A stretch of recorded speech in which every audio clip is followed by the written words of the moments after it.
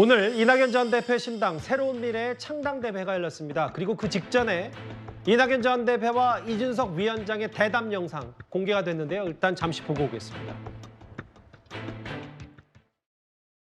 당연히 저희들의 고려사항 중에 중요한 부분이죠.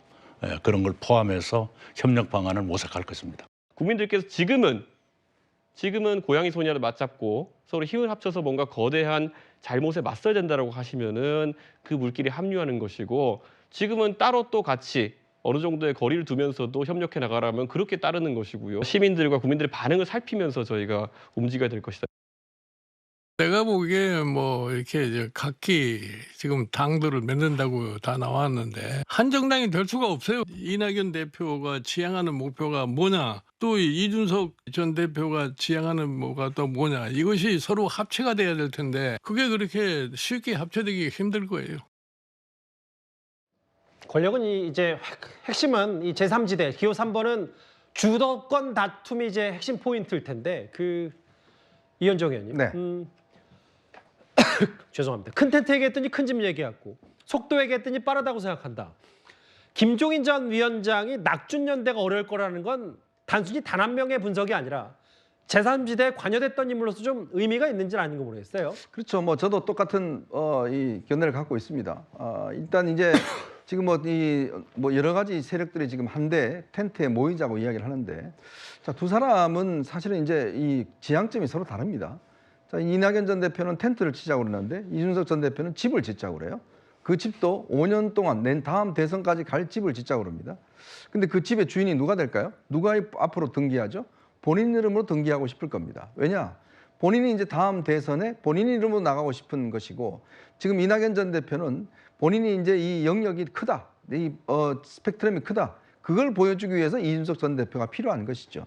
자, 그런 서로 간의 어떤 이 지점이 다 다릅니다. 자, 그러다 보니 속도가 빠르다, 늦다, 뭐 등등 사사건건, 그 다음에 이제 누구를 대표로 내세울 것인지, 누구를 또 얼굴을 내세울 것인지, 다 사사건건, 더군다나 지향점과 정책도 다릅니다. 예를 들어서 이준석 전 대표의 반페미니즘 입장, 자, 그렇다면 이낙연 전 대표가 수용할 수 있을까요? 저는 없다고 보거든요. 중요한 지점마다 전부 다 다른 지점인데, 그런 지점들을 함께 하는 것보다는 오히려 저는 이낙연 전 대표가 지금 민주당을 겨냥을 해서 민주당과 관련된 이 어떤 진보 진영에 여기에 집중하는 게 낫지, 괜히 이준석 전 대표와 이 논란이 벌이다가 깨져 버리면 이게 동력도 상실하거든요. 예. 그래서 저는 김종인 위원장이 그런 이야기를 한 겁니다. 즉 본인이 이야기할 때도 이 원칙과 상식 의원들, 그다음에 이제 뭐 금태섭, 양양자 등 이쪽 민주당 계열 쪽에 이 사람들을 묶어내고 민주당의 어떤 분열을 개는 게 그게 오히려 빠르지, 괜히 지금 단계에서 이준석 전 대표 별 세력이 없잖아요.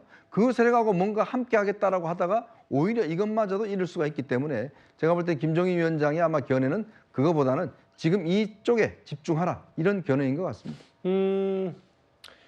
추진봉 교수님, 네. 뭐 이건 뭐 정색하고 할 얘기는 아닌데 이준석 전 대표 개혁신당 뭐 상징 색깔을 얘기했는데 이게 과거 국민의당과 비슷하다는 얘기 때문에 또 이준석, 안철수 두 사람의 악연까지 떠오르고 있고요. 그러니까요. 뭐 일부러 그랬는지 안 했는지 모르겠어요. 근데 새로운 당을 시작한다고 하면 가능한 한 예전의 당들이 사용했던 색깔을 사용하지 않는 게 좋죠. 왜냐면 오버랩될 수 있잖아요. 물론 뭐 안철수 전 대표에 대해서 부정적인 생각을 갖고 있으니까 그걸 뭐 가져와서 본인이 바꾸겠다고 얘기하고 생각하는지 모르겠지만, 어떤 형태로든 저 색깔 하나가 갖고 있는 이미지는요, 이미 다른 당이 썼다고 하면 예. 그 당의 이미지와 겹칠 수밖에 없어요. 근데 굳이 그럴 필요가 있을까? 색이 한두 개도 아니고 뭐 민주당이나 국민의힘이나 국민의당이나 이런 당들이 이미 사용했던 색깔이라고 하면 다른 예전의 정당 이미지가 올 수 있기 때문에 가능한 한 새로운 색을 사용하는 게 좋을 텐데 왜 그런 선택을 하는지 잘 이해가 안 돼요.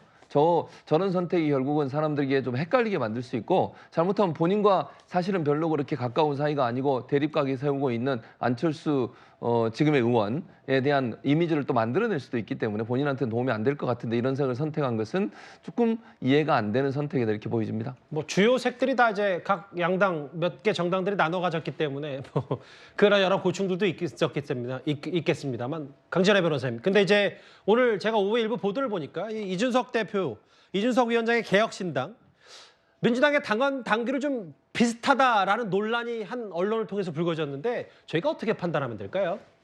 네, 내용이 거의 동일한 것으로 밝혀져서 이거 뭐 실질적으로는 카피한 거 아니냐 뭐 이런 이야기들도 나오는데요.